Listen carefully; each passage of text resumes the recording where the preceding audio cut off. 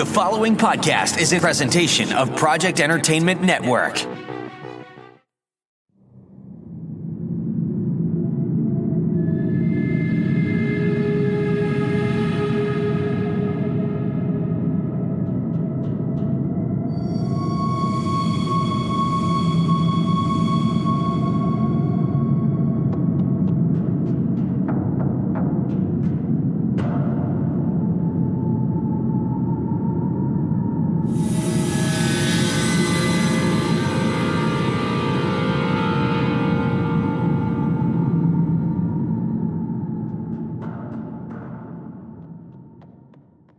Welcome to Staring into the Abyss. This is your host, Richard Gerlach. With me, as always, is Michael Patrick Hicks. Hello.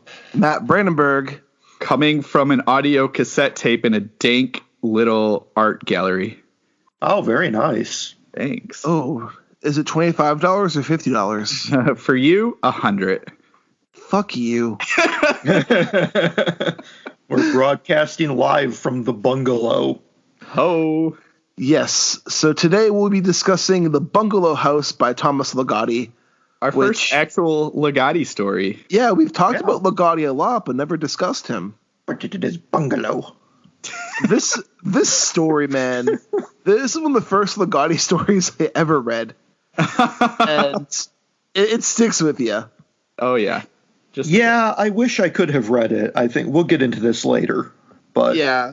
You did the pseudopod version. I did do the pseudopod version. Yeah. Though, before we get into it, I will say, if you're going to read this story, it's in, was it Teatro Grotesco. Yeah. And I have it on my Kindle, but I guess the digital version of this book is long out of print.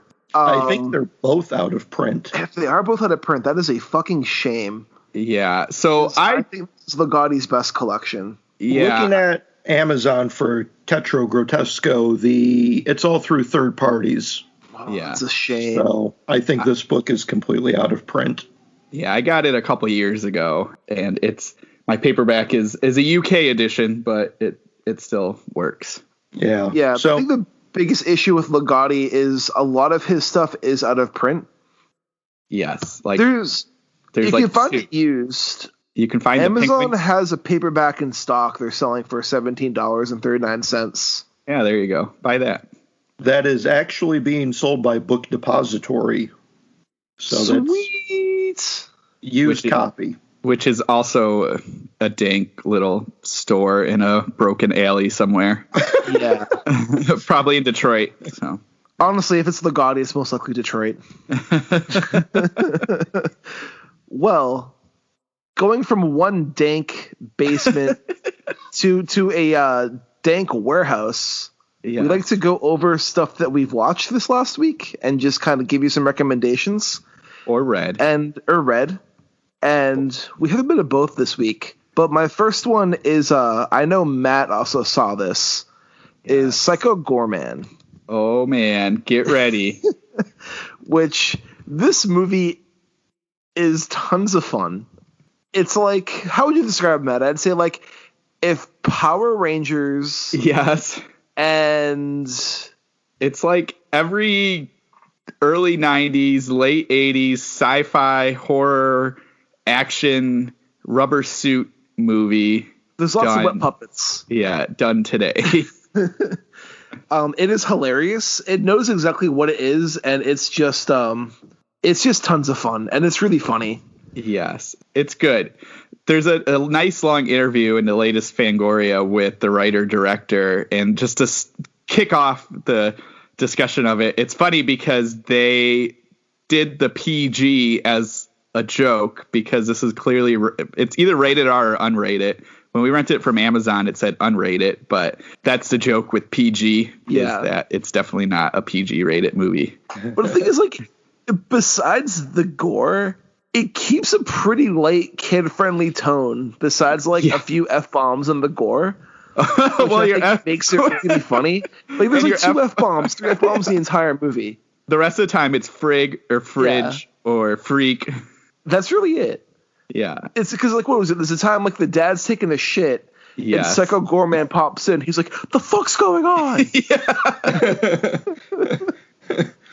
Oh my god. So the very, very basic concept of this movie is this ultimate evil demon is trapped on Earth, and these two kids find the jewel that controls him. So as he is threatening to kill them and make them insane from murder and death, they make him do everything that they want to do. And at the same time, these alien Templar things are coming down to destroy him. So, and I will say the alien Templars are also they're kind of like the lawful good, where they're trying to bring unity to the universe by enslaving everybody. Yes. So it's pretty much like two evils fighting each other. Yes. And the Templars are great. Who wins, we lose. There's like a brain in a jar. There's like a weird robot. Just all this insane stuff. The brain in the jar was the best puppet. Oh my gosh, I love it. My only issue is, so it's a brother and sister. The sister Mimi is pretty much the worst. Sociopath. She is. Everyone enables her. Yes. And she is. She thinks she's the best. She beats up everybody, threatens to kill them, threatens to have Psycho Goreman kill them. And so you kind of have this nasty picture of this little girl who's going to be a tyrant one day.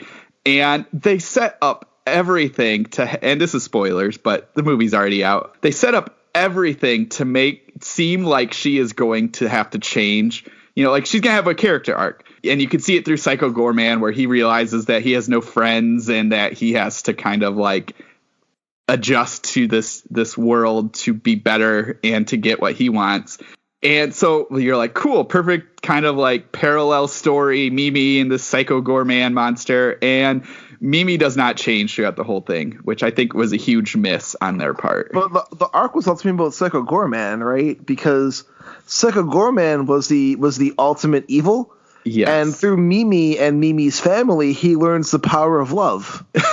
True, he does. Yet he still goes on to try to enslave humanity. It's destroy humanity. He uses the power of love to create destruction and kill everything. It's so amazing. You have to see this movie. I fucking love this movie. They turn their friend into a giant brain, and they don't turn him back. And like, he's like, "Am I gonna be this way forever?" And Mimi just goes, "Yes, and we like you just the way you are now." Yes. And there's a very prolonged scene at the very end with him with his family, and his mom and dad they're not saying like they just accept it that he's a giant brain, and they're all at dinner, and it's like a 5-minute scene of silence of them him trying to eat while the parents are eating. It is brilliant. And also there's a rap song in the credits that recaps the entire plot of the movie. Yes. So, yeah. It knows exactly what it is. It's a very fun, crazy movie. It's really campy. It's really silly. Yes. The gore effects sometimes are really good and other times they're not. Yes. And it just has lots of like clever jokes that they revisit. Yes. Like the way the Hunky Boys thing, like the one-off joke comes back at the end is fucking hilarious. It's amazing. I love when Psycho Goreman tells his backstory, and they kind of listen. They kind of think it's boring. And then there's another part where he's going to tell his backstory, and the camera shifts, and it's there, and he's like riding this crazy motorcycle, and then it just cuts, and they're like, nope, never mind. And like every time he tries to talk about like his history, Mimi's just like, this is boring. Unless there's something else. Oh my gosh, it's a lot of fun. It's a lot of stupid fun. It is, but it'll be on Shudder in May. You can buy the Blu-ray now or rent it on VOD or buy it on VOD. Yeah. But if you want to wait and you're a Shudder subscriber, it'll be on Shudder in May. Highly recommended watch. But Mike, anything on your end? I read Lola on Fire by Rio Youers, which I think this is probably going to be the action heroine of 2021 to beat. Nice. I need to give Rio a second chance. What have you read from him? So I read... What did they do to you? So they didn't do anything to me. What it was is, let me see what book I have on my Kindle. What the fuck is your problem? I bought The Forgotten Girl, and I was expecting something more horror. Okay. And not sci-fi thriller X-Men. Oh, and that's kind of what The Forgotten Girl was. So like, it was makes me want to read that even more. It didn't meet my expectations of what I thought it was. Okay. So it just wasn't what I was in the mood for at the time. So you got to do a little reset. Yeah. So the only thing that I have read previously from him was Halcyon, which is a cult horror thriller, kind of light on the horror, but definitely very, very good book. That was, for me, a fantastic introduction to him. With Lola on Fire, he goes straight into action crime noir territory. It starts off in 1993 with a mobster named Lola. Her mafia lover, Vincent, has been killed by Jimmy Lazzo, who's this crime boss. So she sets out to take revenge on him, and the prologue is her killing all of his men and then setting Jimmy on fire and leaving him to die. But she doesn't actually verify his death. So we fast forward 25 years later, and Jimmy has come out of his coma. He's rebuilt his life and is hell-bent on taking revenge against Lola. And in the spiderweb of plans of his, a young kid named Brody and his sister Molly, who is disabled, get caught up in these plans. After robbing a convenience store, Brody is sucked into Lazzo's web and forced into an even worse crime and gets set up as a patsy. I'm not going to spoil how all of this intersects with Lola. She actually disappears for the first half of the book and doesn't reemerge until the second half to settle all these old debts. And it is just a wild, wild ride. This book is a blast. I mean, it hits the ground running at full speed right from the first page and doesn't really let up. And this is a big action crime caper, and it's just a super fun read. So I had a complete blast with this one. I'll have to put this on my list. I do want to give Rio a second chance. Yeah. I just don't think what I got is what I was expecting. Yeah. So that's fair enough. I think my introduction to him, I stand corrected. I did read Halcyon when that came out a couple years ago. The first thing I ever read by him was a short story in Christopher Golden's vampire anthology called Seize the Night. Okay. And he did a fucking incredible story on that one that I read that and was like, okay, I got to get this guy's books. And then when The Forgotten Girl came out, I picked it up, but it just sat in my TBR. And then Halcyon showed up on NetGalley, and I was able to get an arc of that and plowed through it. And then same deal with Lola on Fire. So awesome. I need to get back to The Forgotten Girl, especially after your description, because yeah, the Forgotten Girl it's kind of like it has like an saying X-Men is gonna give you a little bit false expectations, but it has this kind of X-Men vibe to it. But like it's more the main character is just kind of like this dude who's been wandering through life, and he was with this girl who disappeared. And he begins trying to find out, like, what's really going on. And it ends up connecting to, like, the secret government agent and mutants and, like, that stuff. Sweet. Like, psychic power mutants and stuff. Nice. So like, that's kind of where the X-Men vibe comes in. But it's not like there's all these crazy mutants. It's more like psychic powers or anything else. Okay. Cool. It's what I remember, it was really well written. It's just not what I was looking for at the time. Yeah. I read it the same time I read Hemonophages by Stephen Kosinski. So it was like a Stephen Kosinski book with The Forgotten Girl at the same time. Like a complete 180. I was much more into the Kosinski book than I was into The Forgotten Girl. Fair enough. If you haven't read the Hemonophages, though, that's a shout out to Kosinski because that book's fucking awesome. Another one in my TBR. That book is fucking wild, dude. Awesome. It's a good one. But yeah, I'll definitely keep that on my radar. The Lola on Fire. I'm reading a bunch of X-Men shit right now. So like The Forgotten Girl, that is definitely in my jam right now. Nice. All right. And Matt, what about you? Well, this one's a tough one because I know we're going to talk about it, I think, next week. But I finished Killer Flies? I haven't finished it, but I'm close. I am very close to this crazy book about. Well, let's save your real discussion for next week. Don't All right. tell us Fair. too much. Killer Flies. You should read it before this. You'll be able to find it. I can't even remember the new publisher. It's like Encyclopedia or like Encyclopocalypse Publications, and they are doing sort of like what Paperbacks from Hell is at Valancourt, kind of doing that, because the Killer Flies came out in '83 and then they just published it in 2020. They're also either finding old movie novelizations and bringing them back, or they are creating new ones. Yeah, didn't they just do Wishmaster? Yes, which I also have. Yeah, they did Wishmaster, and there's like 3 or 4 other ones that they are doing, and I think they just announced another one, which is great because we've had this discussion multiple times, bringing back movie novelizations for older movies. So maybe if they want to do an affordable reprint of Halloween. Sweet, that would be amazing. God. So I obviously I have no idea what that all takes. I'm sure that's not only getting the author, but getting the publisher and getting the movie studio. Oh, whatever. Yeah, it's going to be an ordeal. Yeah. So. They have a podcast called Audiobooks from Hell that they are launching. It's going to be them discussing 80s horror paperbacks. So that'll be one for the lookout. Yeah.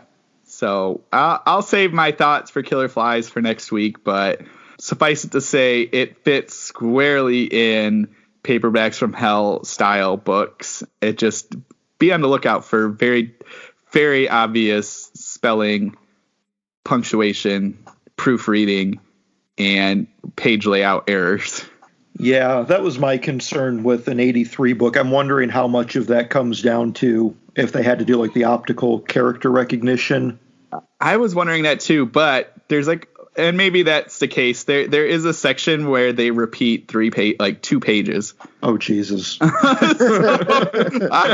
was reading, and then I got a little bit further, and I was like, wait, I just read this. And I flipped back, and I said, I read exactly this.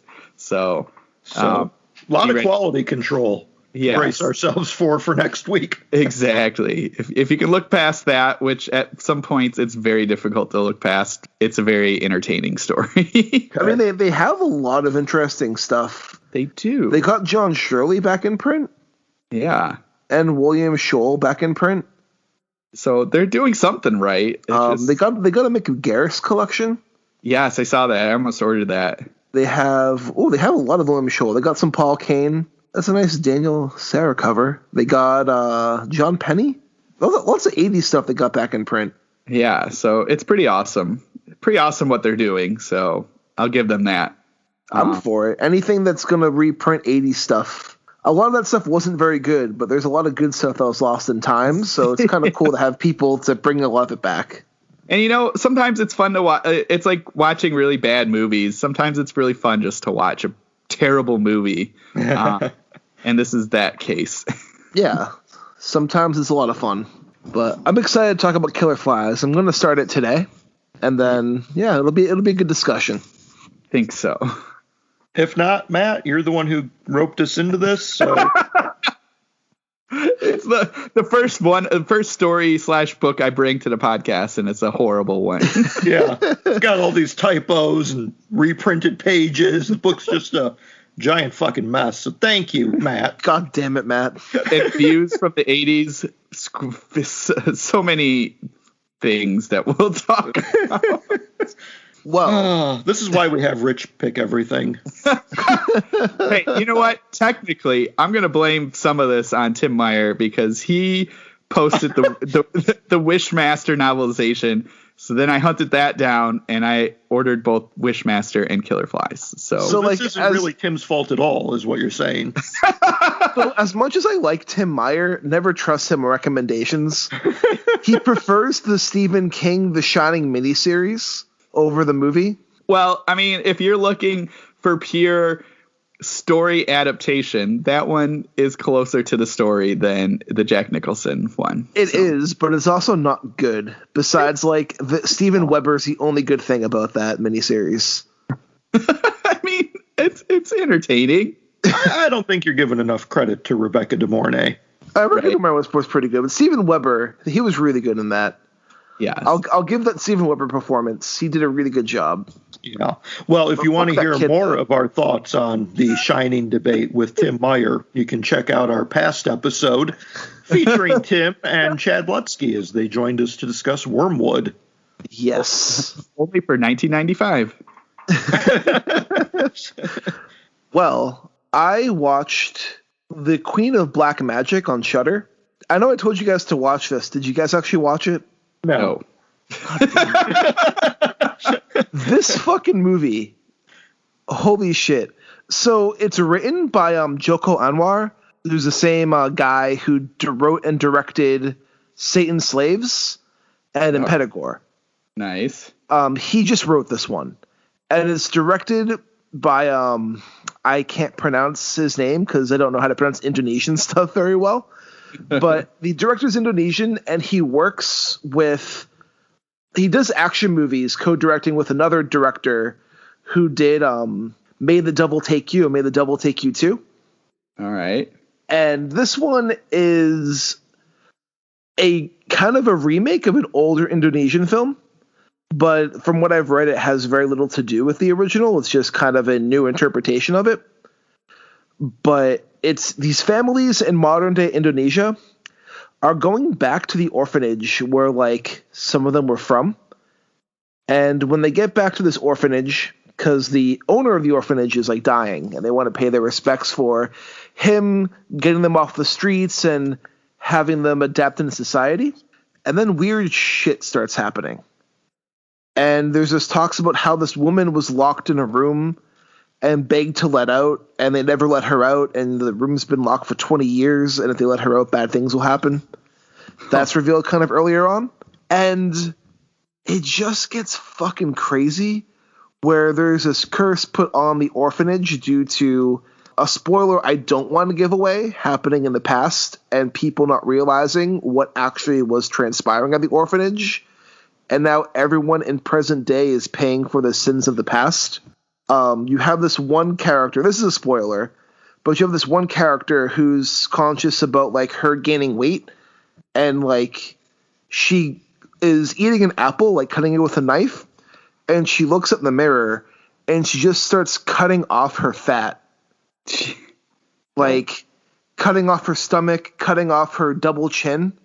Jeez. And like she looks at herself in the mirror and she sees herself becoming all beautiful. And then her husband walks out in the hall, and she's just, like, covered in blood and, like, flesh cut wounds. Oh, God. There's another guy who finds a bus full of dead kids, and all these bugs explode from the bodies of these kids and go into the guy's, like, mouth and push out his eyeball and, like, blow up his head. Oh, my God. It's really fucked up. The climax, I was talking to Shane Michael Keane because he was the one I was talking to about this. When the climax was happening, I was like, this is the most fucked up thing I've seen in a long time.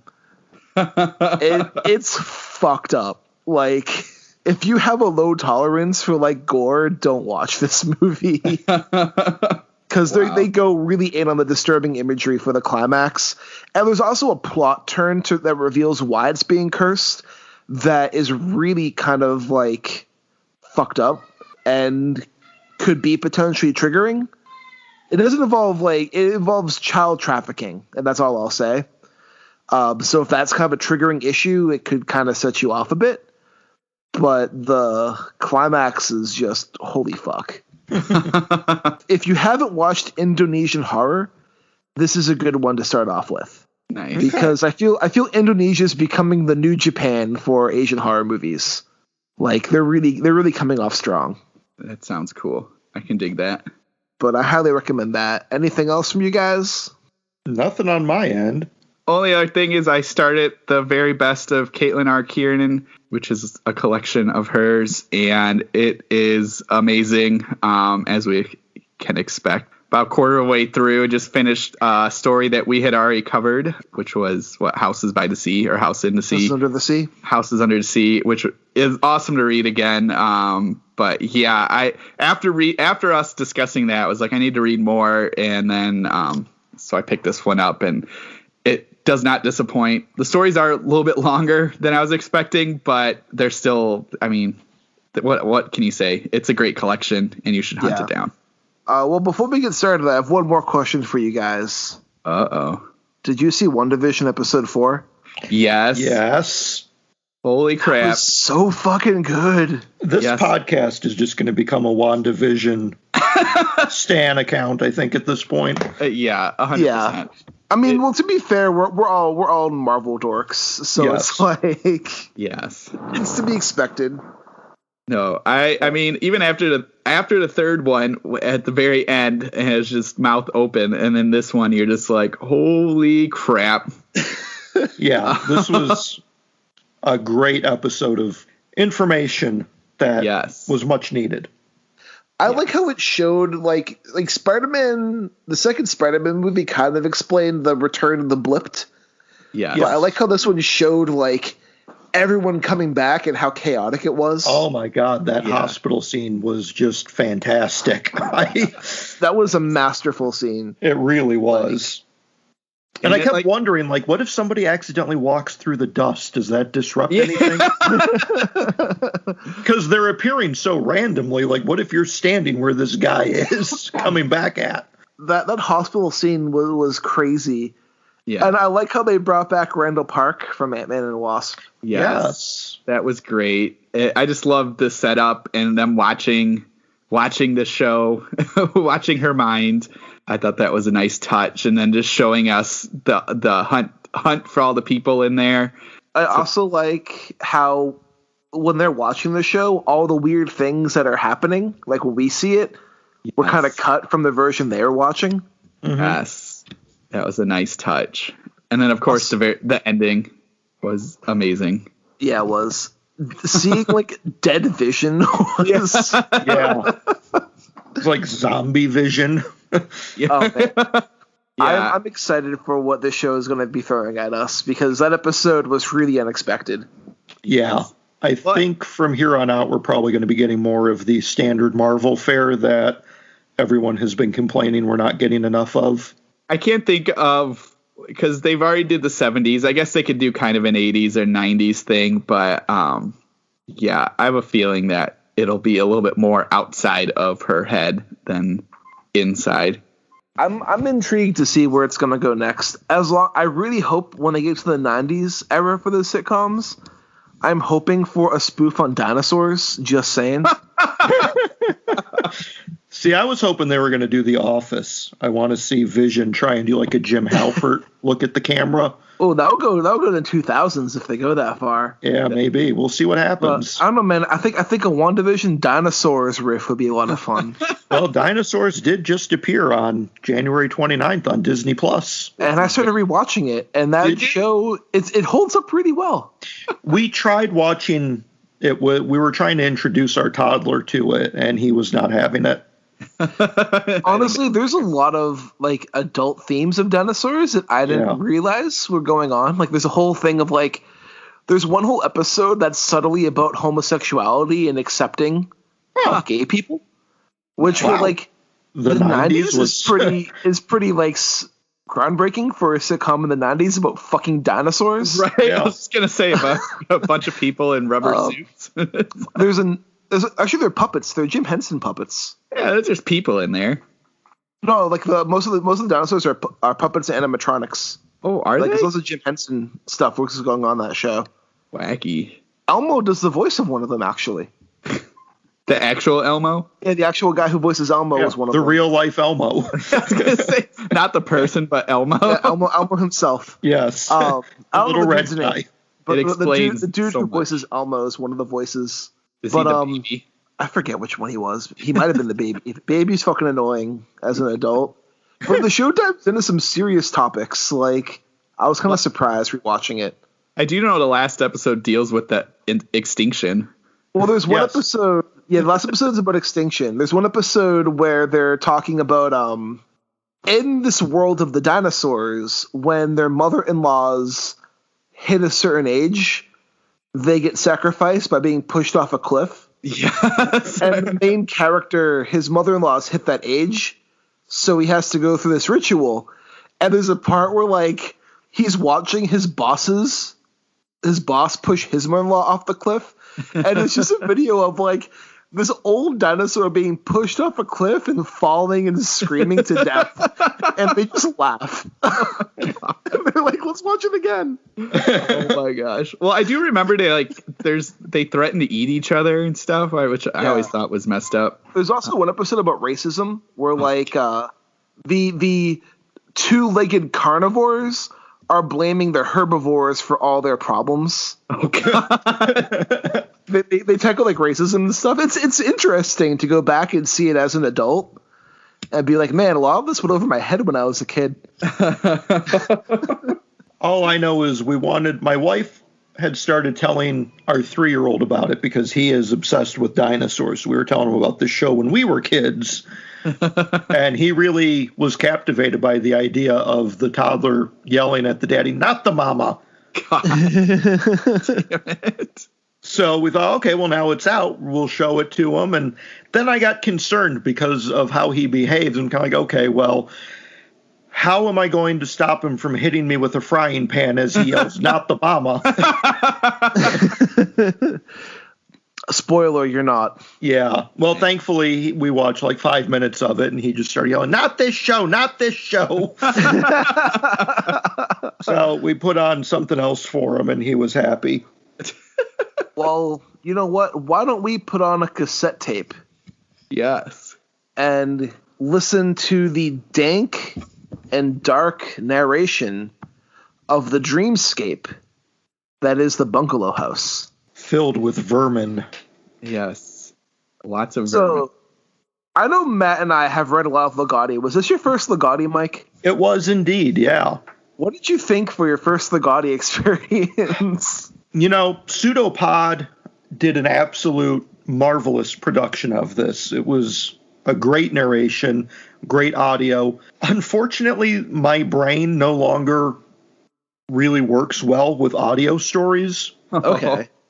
I've been on quarantine for about a year now, working from home because of the coronavirus. I used to listen to audiobooks every day during my daily commute.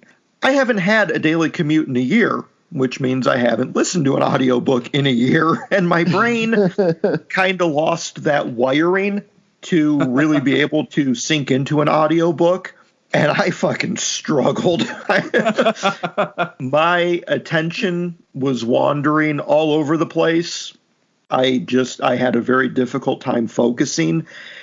Just even listening to this while folding laundry, it was like my mind would just start to wander, and I was thinking about editing stories that I have and what else I have to do and taking care of the dishwasher and how much more laundry do I have to do, and then we got to go and pick up the kids, and it's like in the Bungalow House there's like, okay, wait, hold on, now I got to rewind all of this back to the first half hour again. Yeah, it's a bit easier to focus on like audio stories when you're driving than it is like anytime else. So I'll agree with you there. Yeah, especially with a story like this too. Yeah, this story doesn't lend itself too well to audio, I don't think. Or zoning out. Yeah, or zoning out. But unfortunately, the book is out of print, so the Pseudopod was the only way I could get through it. I listened to it twice. I did like it, but I also think I would have had a better time with it in print than I would have as an audiobook after a year without audio. Like, I'm going to have to do some retraining once I finally go back to work to get back into audio stuff. I could see that.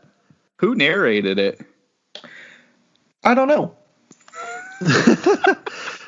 There is a narration on YouTube done by John Padgett, but it's kind of low quality. I know John Padgett redid his audio for a Cadabra Records print. Oh, nice. And I think that sold out.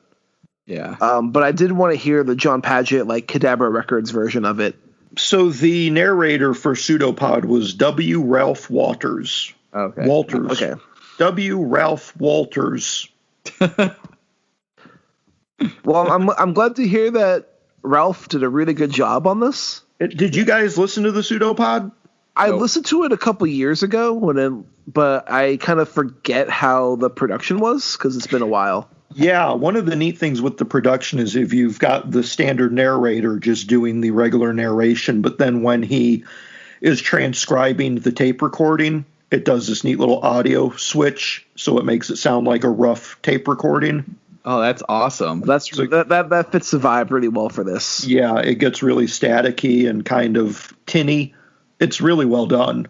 Well, the Bungalow House. This was one of my first Ligotti stories, and I think this is a good story to start off Ligotti with because it's easy to pick a Ligotti story that is way too much for your first Ligotti story, if that makes any sense. Yeah, Matt knows what I'm talking about when it comes to Ligotti. Yeah, out of all of his stories, this is definitely one that, even though it can be hard if you're not paying attention, it still has somewhat of a progression. It's not all dream logic, where a lot of his... He likes dream logic a lot in his stories. Yes, exactly. So this one is a good one to start on, for sure. Yeah. So this one follows a narrator who likes to spend his lunchtime in this strange art gallery that's kind of dank. Such a dick. He is. That is a complete dick move. You just go to this other business and just eat your lunch there, and you don't ever buy anything. You just listen to a cassette tape they have set up. Yeah. Use your bathroom, sit in your office, just hang out. Dude, get the fuck out of my business. Get out of my place. he goes to this art gallery, the Dalha D Fine Arts, and Dalha's the lady who runs it, and he finds a tape called The Bungalow House plus Silence. And this audio recording is just this strange, low-quality voiced man who's describing this otherworldly, kind of like a liminal space bungalow house. Yes. It's like the only way to explain it. Yeah, it's basically the guy on So the what audio. you're saying is that there's a bungalow house is what you're saying. But it's not a real bungalow house. It's a weird bungalow house. It's a weird bungalow house, but it's just being narrated. It's like someone transcribing a dream of a bungalow house. Yes. Yes. And it's filled with all kinds of dead vermin. Yes. And lamps with no light bulbs. Yeah. There's light bulbous lamps. There's bugs and vermin. There's husks around. Yes. And it's just describing this house. The old cigar boxes. And so then the narrator becomes obsessed with this, and so he wants to buy it, but it's gone, and a new tape is there, and it's about a factory. You fast forward, Matt. He comes every day listening to this tape. True. And then one day, after listening to this tape for several times, the tape is gone. Replaced with a new tape. Yeah, the factory. Yes. And so then he basically asked the art gallery owner if he can buy the tape. If he can't buy the tape, he wants to meet this narrator. He wants to meet this voice. But dude has never paid to listen to this tape before. No, but there was no signs that said. Yeah. Well, it's on the card, Matt. It's on the card. He comes at it pretty hard. But is it? Because it might not be. She might just be pulling a grift. I don't think she is. You know what? I am not on this guy's side. You're on this crazy lady's side. I am. Yeah. I mean, you know what? If I I work at an office. If I had some rando kid walk in and just start eating his lunch at my desk, I'd be pretty pissed off. It's not his. He's not eating his lunch at her desk. Still loitering. He's loitering. He is breaking the law, and he deserves whatever he gets. It's an art gallery to look at art. He's not doing anything, though. He's just eating his lunch. He just goes there and hangs out because he can't think of anything better to do. He's like these fucking kids at the mall. They're not there to shop. They're just there to hang out. So he's an art rat. You know, he's just a rat. He is just a rat. I was looking for Brody. They need Brody. You know what? Send this guy down the escalator. I love chocolate covered pretzels. I do love those, but who doesn't? They're exactly. They're delicious. I love after like he gets a whole meltdown over the Ruin Factory tape, and finds out the price and gets the price from Dalha, and he gives her the money, and he's demanding to meet the artist, and Dalha's like, I don't know, I was drunk, and this guy gave me the tape and said to destroy it every day, and a new one would come, and I don't know what it looked like besides a weird hat, and I was drunk.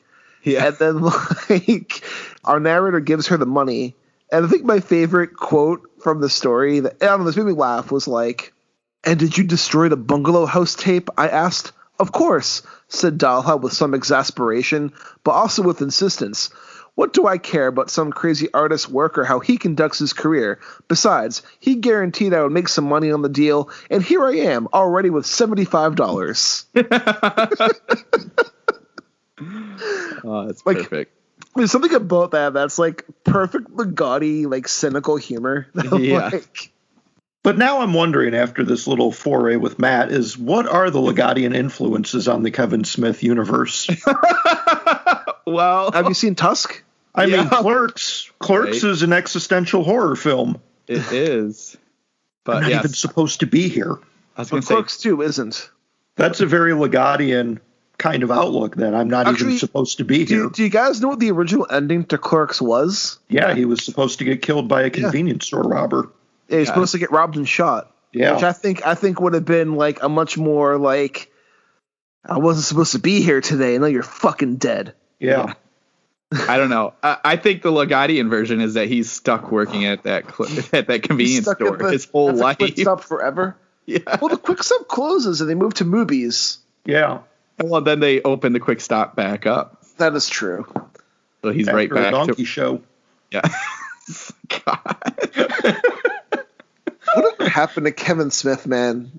I think there was a new Jade Silent Bob movie that. Yeah, I saw it. I think isn't he doing another Mallrats movie? I think there's a Clerks 3 script he's got going. Yeah, but I feel like that's been going for a while. I think he might be doing a He-Man. Yeah, that's right. He does a lot of podcasts. Yeah. There's a lot of podcasts. I don't know. I feel like mostly just smoking weed. Yeah. After Zack and Miri, Kevin Smith's movies weren't as good. I don't know. Tusk was entertaining. I want to see. State, I never did see State. the Red State was good. I never saw Red State. Red State's really good, actually. Yeah, I like that one. I think that's his last good one. But I think between Clerks and Mallrats, we can kind of drive a little through line from there to the Bungalow House. Oh, maybe. And just the repeated nightmare of these people stuck in their mundane life situations. Yeah. I mean, aren't we all a little Brody? I mean, I do love giving people chocolate pretzels every now and then. God. I just wander around with little paper cups. Yes. Stare at those trippy multicolored drawings to see the optical illusion in the middle, only to never see it, even though it's a fucking sailboat. It's a schooner. Oh my God. Oh Lordy. Look at that. Who knew we could tie these two together? All because this protagonist is a fucking dumbass who just eats his lunch at other people's businesses. That doesn't ever buy anything from those businesses. He just loiters. He just hangs out, doing nothing. Only one. It's not like he's going to multiple businesses. Yeah, he's just going. Do you understand how annoying this man must be to Dahlia? I don't know. I don't know. Dahlia is kind of a bitch. Justified, I would say. I do love that she's got this whole backstory that we know nothing about.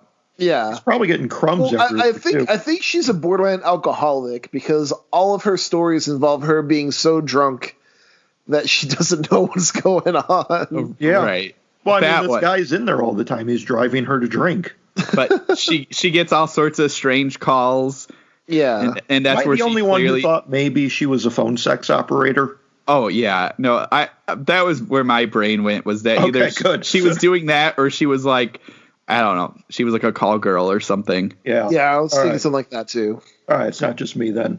But I also loved this is one of the things that he does very well, which is kind of like setting up all these different things just to let you kind of ponder about. Like the fact that she's always wearing green and it's all shiny kind of shades of green. You could, and then tying that into the bugs, you can't help but kind of picture the two of them somewhat related. And the fact that like it never gets into what her phone calls were about, just that like she gets a lot of them. Yes. Makes you think like, what is she doing? What are these people talking about? What's going on in this story? What's the deal with this art gallery? Because it's very dingy. And like none of the art's being sold. Yes. So it's like, what is the point? Yes. And I like that because he always a lot of his stories have this like bigger picture happening that our characters never are a part of. They only get pieces of it. And so as a reader, you're like, oh, I wonder what's happening. But then also it covers the truth of like, you have no idea what's happening when you go into the mall and see the guy in the Easter Bunny suit or the guy wearing a crazy hat staring at a picture. So there's always something else happening that we just aren't a part of. This is also kind of like a little Wizard of Oz kind of riff here. A peek behind the curtain. Yeah, I mean, you've got the Emerald Queen, basically. Yeah. And then you've got the voice of Oz, and then you've got the man behind the curtain making these tapes. Yeah. But then there's the reveal of the man behind the curtain, and it's not what you're going to expect. Yeah. When our narrator finally meets the voice of the tapes. The tapes are coming from inside the house. Yes. And by inside the house, they're coming from the narrator? Yeah, the narrator. Because it's like he sees another entity, but he's also making the tapes. Yeah. So like that's where the dream logic comes into play, where he's convinced it's somebody else, and Dalha's like, "You're fucking crazy, it's you." Yeah. He's got this dissociative identity. Yeah. He's having like blackouts, multiple personality. Yeah, and the way he sets a weird hat. Yeah. I did love the bus stop scene. So that was a great scene. A scene where he is told that he's going to meet the creator of these tapes, and they're going to meet at the library, and he can't sleep, so he gets on the bus, and as they're driving, they pass a bus stop with a guy sitting in a loose overcoat and a hat. You can't see his face because the way his head is kind of down, and the guy doesn't get on the bus. They just drive past him, and it's a really good creepy scene. Yeah, it's a very Ligotti scene. It's funny because the ending, I do like this. This is the one part. It's because he kind of sets it up enough.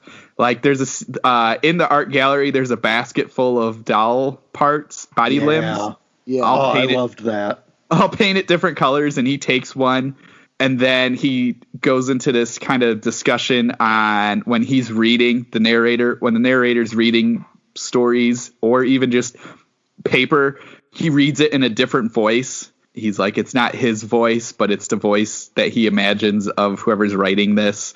But it sounds similar to him. And so you and then he's like, this is how I feel when I listen to the tapes. And you're kind of like, oh, okay, I get where he's going with this. And then they even talk about a letter. I think at the end, there's a letter with this package, and it's clearly written in the left hand, but it looks very similar to his own. Even though he's a right-handy. Yes. Yep. So he's like, oh, what is this? But there's enough of the other bits, because when he does get in the library, he does see somebody and follows this person. And that was good. I like that scene. What I really like playing off of the doll part is after he confronts Lola about the recording, and she breaks it down that it's him doing these recordings. Like, that's the last time I ever saw her. She died that night. Yeah. They found her body. She was stabbed at a bus stop, or choked at a bus stop. Yeah. And they found this doll arm in her throat lodged in her windpipe. Yeah. And it's Hallie hinted that, like, our narrator did it. Mm-hmm. Yeah, because he was like, because I think the one he took was green, of course, but they're like, in the article that he read, he was like, they didn't say what color it was. It could have been green. It could have been any color. But green is the color of envy and jealousy, so we'll go with it. I also love when like Dala's making fun of him about your tapes, and she's like, yes, my friends and I listen to your tapes, and we get drunk and laugh at them. Yeah. He's like, you some psycho listening to your voice, just sitting here in hours on end. And then it kind of ends with like our narrator kind of stuck in this existential dread about like the creator of these tapes and how he has the same voice but knows he's not the same person, and he's just kind of stuck in this mindset. It's a neat spin on multiple personalities and creative forces and the way those things kind of intertwine, where I think we can all agree with this as creative individuals ourselves, where our stories kind of take on their own lives and do their own things that we don't necessarily intend for them to do. Yeah, once you start a story, like the story goes in the direction it's gonna go. Yeah. You're just the conductor. You're bringing it along, but it takes a life of its own. And then eventually it rises from the ether and kills you or other people and drives you insane. Stephen King story. Yeah. Oh man, but this one definitely he pulls out his some of his philosophy in here regarding broken down cities and towns and basically being alone, and no matter who you still don't know anyone and you're still alone. This is classic Ligotti. Like this is Ligotti once he's like fully kind of found his philosophy. And I did appreciate, so like because a theme that goes through all of his stuff are broken down towns and mysterious like neighborhoods and things like that. And this one definitely as he's riding the bus, he talks about how he sees these bungalow houses from the outside.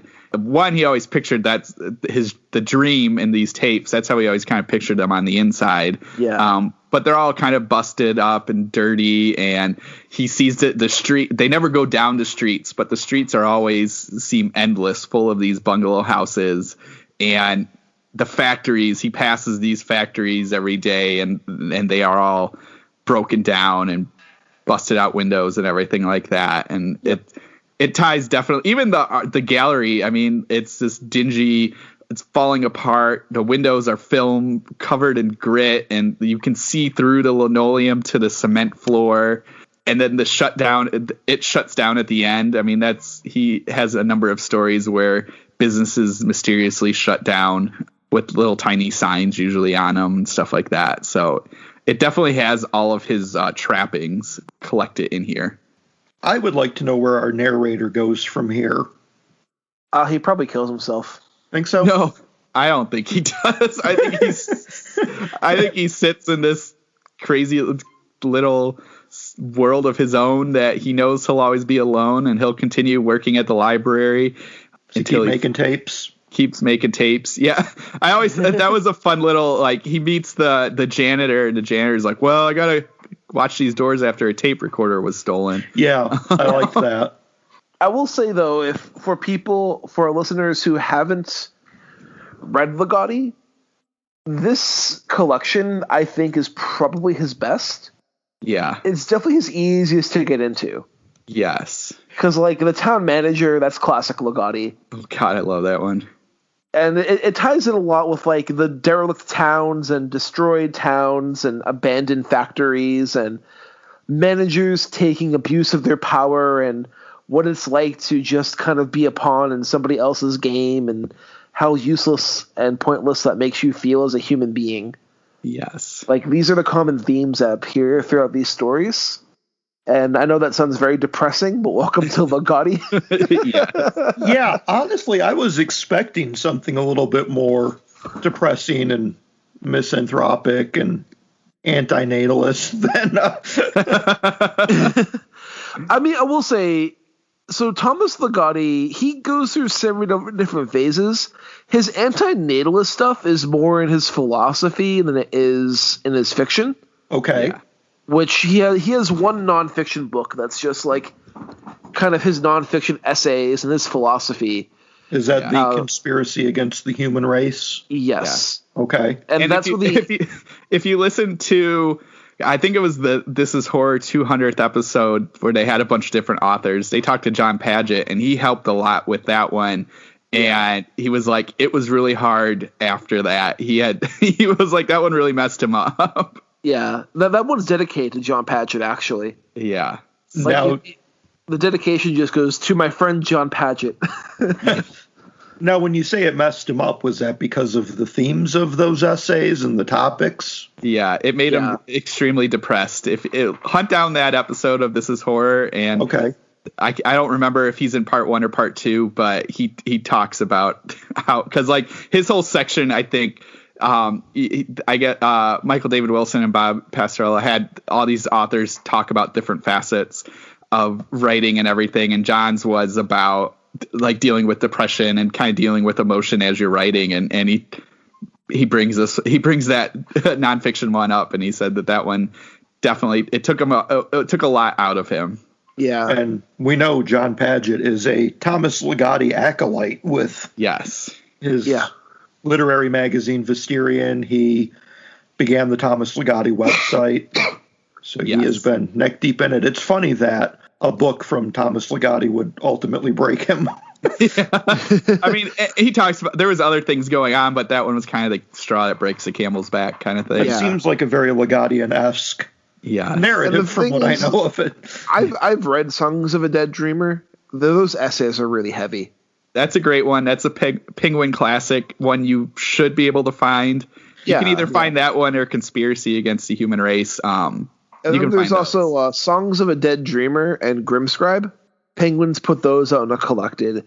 Yes. And those are Ligotti's like first 2 collections. Those you'll see his musings about like abandoned factory towns. You're not going to see a lot of comedy in those stories. I think as Ligotti went on, he became a bit more comedic. Okay. Like I think the Bungalow House with like that whole thing about like the $75 is pretty funny. He has like there's in like the town manager, one of the managers of the town demands all the people in town have to dress up like clowns. And if they don't do it, they're fired. They have to leave the town.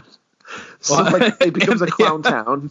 And then they make a miniature version of the town, but he makes them all do different jobs. So like the narrator of the story has to sell soup, and it's just like this weird brown like water. He has to sleep.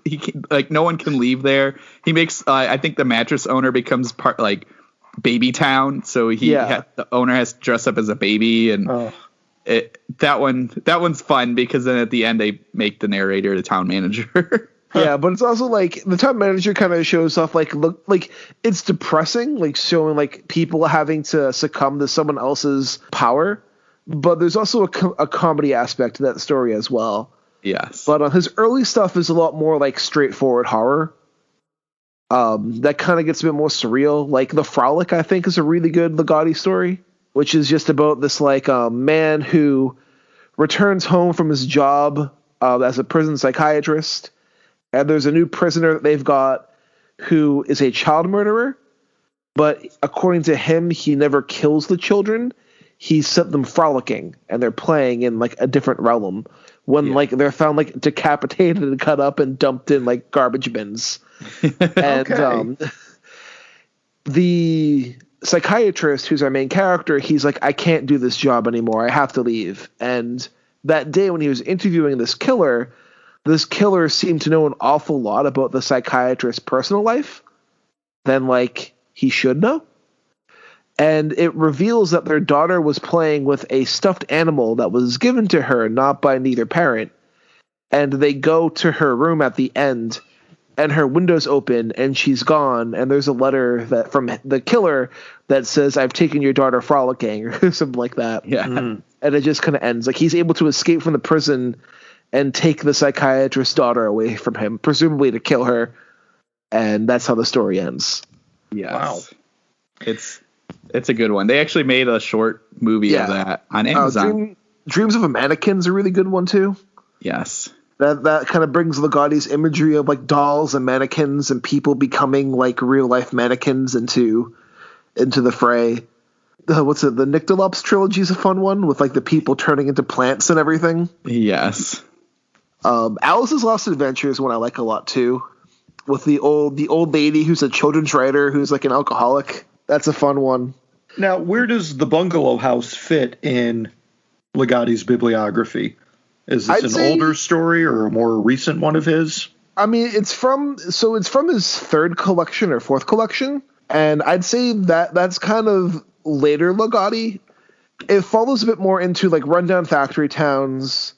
It follows a bit more into kind of his surrealism phase that he hits later on in his career, and it fits a lot into just musings about art and what it means to create art, which is also something he kind of gets into later on in his career. His earlier stuff's more like kind of straightforward horror with dream logic, and he slowly kind of eases into something a bit more that's like the Bungalow House as he continues. I think Matt would agree with that. Yes. Yeah, I was just trying to look and see. So like Teatro Grotesco, the version I have came out in 2006, but it was probably he had a couple. Most of his stuff came out kind of in the 90s, so my guess is it probably came out sometime before 94. Well, Teatro Grotesco, it should have a publication. Yeah, 2006.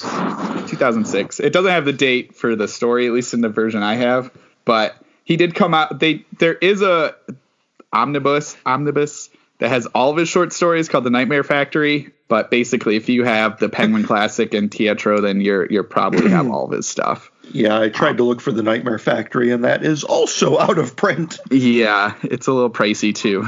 Yeah, I think I saw a copy for like $890. So still a lot of my price range. This collection is very good.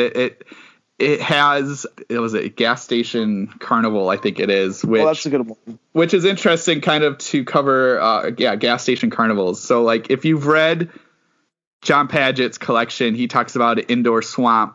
It's very similar to that, which is also very similar to my alligator sanctuary that I've been to. So it's all very strange. But, yeah, so it definitely, if you've read Padgett, you get the feel. If you haven't read Ligotti, you'll get his feel, kind of his same style. So, interrupting a little bit, the Bungalow House, I think, was written in 2005. Okay. I found a post from John Padgett in the Thomas Ligotti online forums giving commentary on the Bungalow House. And it was posted in 2005. And he said that this would soon be on the website, or soon be published in Thomas Ligotti online. So I'd say like early 2000s is when the Bungalow House was first published. Such a shame that so much of his stuff is out of print. It's hard to find. Yeah. Short of getting used copies, but... Yeah, there's only 2 of his books that are in print right now. Yeah, and I do have the Songs of a Dead Dreamer and Green Scribe, so nice. Thank you very much for picking something I didn't have and can't get easily. You're welcome. I mean, you can listen to the audio one that you had trouble tuning your brain to. Yeah.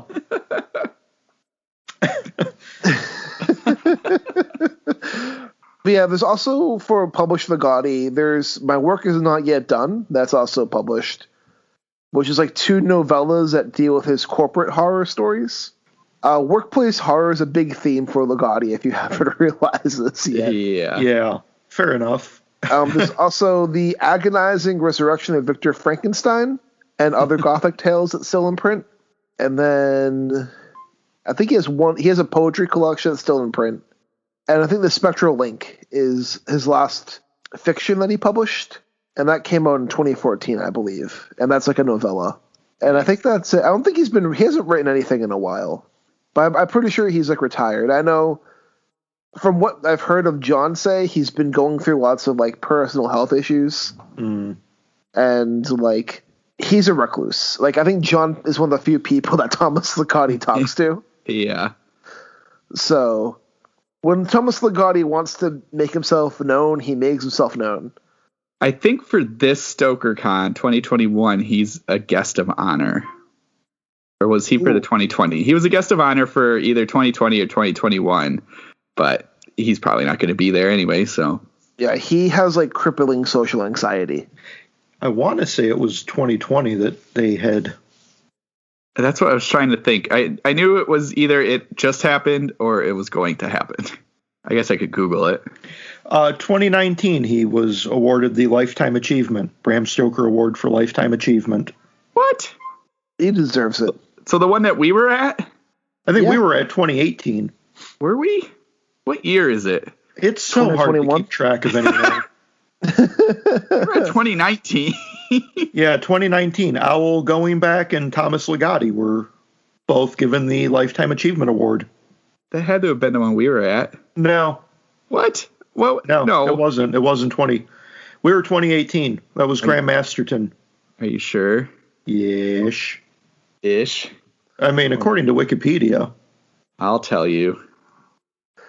You know what, though? One thing I'm hoping is since Padgett's been running Grimscribe Press, I'm hoping Padgett can kind of put out some of this Ligotti out of print stuff back into print. I would hope so. I'm surprised, honestly, that he hasn't already. He's been putting out some really great stuff, though. Oh, fantastic. That Nicole Cushing novella?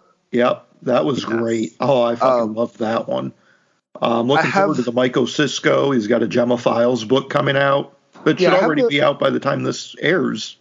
I have the Gemma Files hardcover on pre-order. I can't wait to get that in my hands. Yeah, it looks beautiful from the photos he had tweeted. Oh, yeah. And then Michael Cisco's coming out. He's been putting out some really great stuff. Basterian has been fantastic.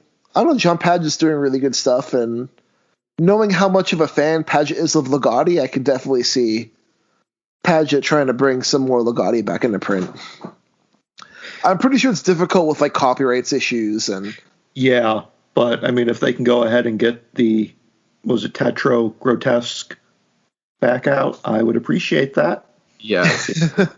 Honestly, I think it's Ligotti's best collection, so that's the one when people want to get into Ligotti, because I first got into Ligotti with Songs of a Dead Dreamer, and this was before the Penguin edition. Like, I just bought the Kindle edition of Songs of a Dead Dreamer by itself, and when I first read it, I was like, I don't get this. I don't get why. What is this? And then I read Grotesco, and I was like, oh. And once like it clicked, I went back and read Songs of a Dead Dreamer, and I'm like, oh, this all makes sense now. Like, this works now. But once like Ligotti clicks, that's when it's easier to go back and read his older stuff. I don't know. I think he's one of the best Tara writers that we've had. And he's incredibly underrated. Yeah, it was 2019. Boom. Yeah, that's what I told you. That's the Grand Rapids one. I don't think so. I'm looking at it right now. God fucking damn it. 2019. Amway Plaza Hotel, Grand Rapids. Guests of honor were Josh Boone, Kathy Koja, Josh Mallerman, Robert R. McCammon, Karen Warren. Yeah, and the Lifetime Achievement Award winner there was Graham Masterton. Yes. Why? What are they doing here? I don't know what's happening. Okay. So they must have awarded it at the 2020 StokerCon? Maybe they. Year, HWA announces 2019 Lifetime Achievement Award winners.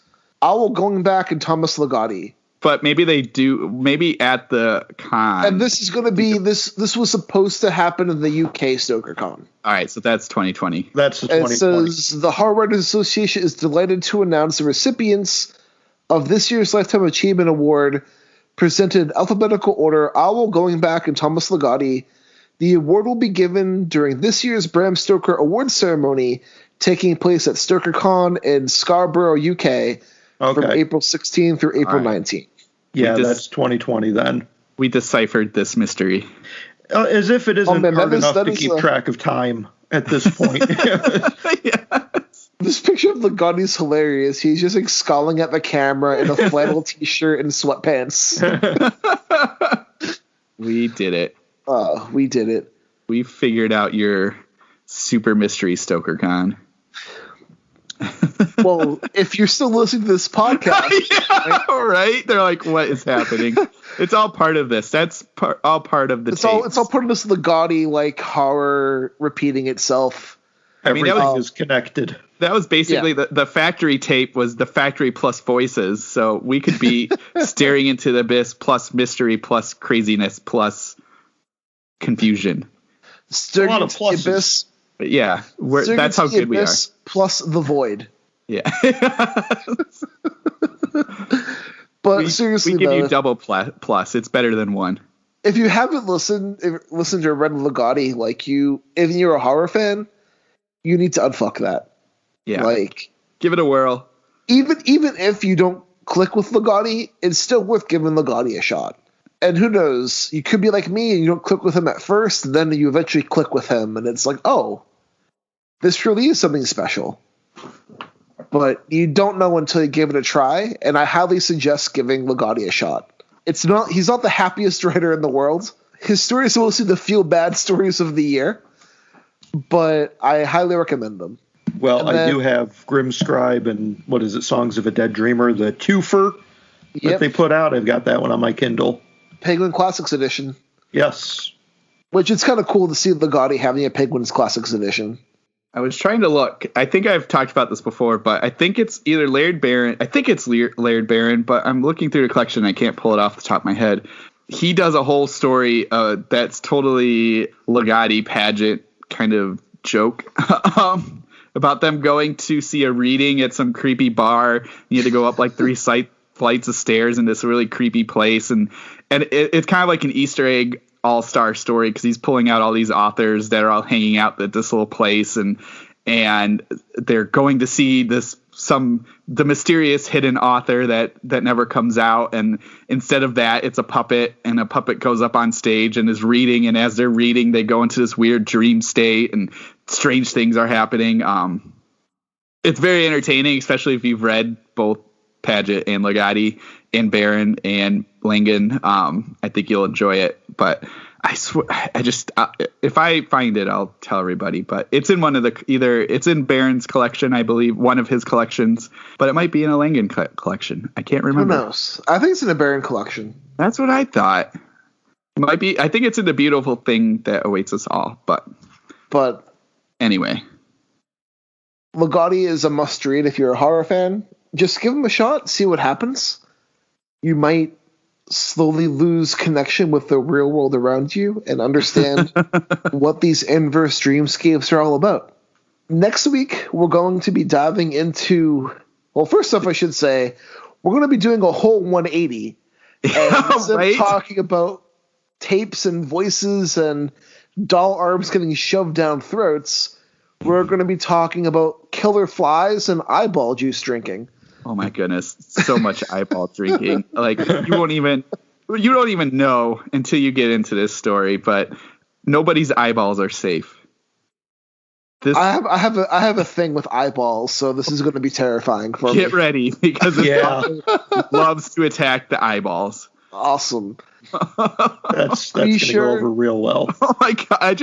I'm so excited for you guys to read this story. It's just so bonkers. All right, I'm excited too.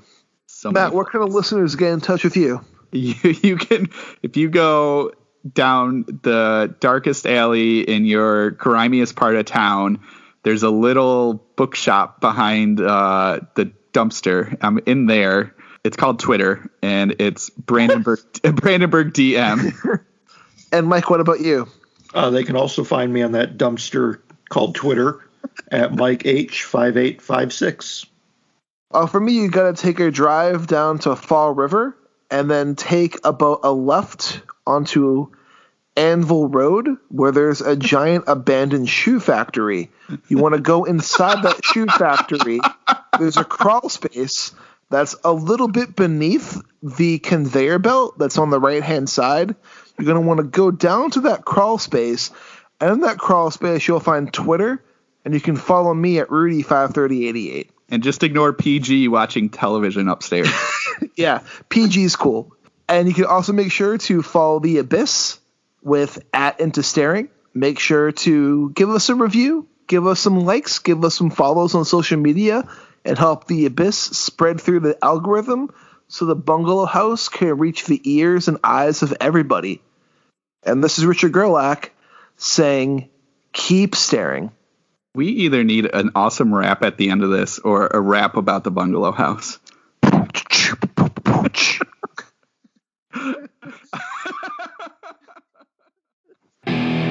What evil lurks in the heart of Don Mondo? Only Chucky the Buddha, the enforcer of the Mondo Mafia, knows. Join them each week on the Mondo Method podcast as Chuck tries to get Don Mondo to reveal what is best in life and where he hid the bodies. Oh, they also talk about writing and being professional authors. The Mondo Method podcast with Armand Rosamilia and Chuck Buddha, weekly wherever you find your podcasts.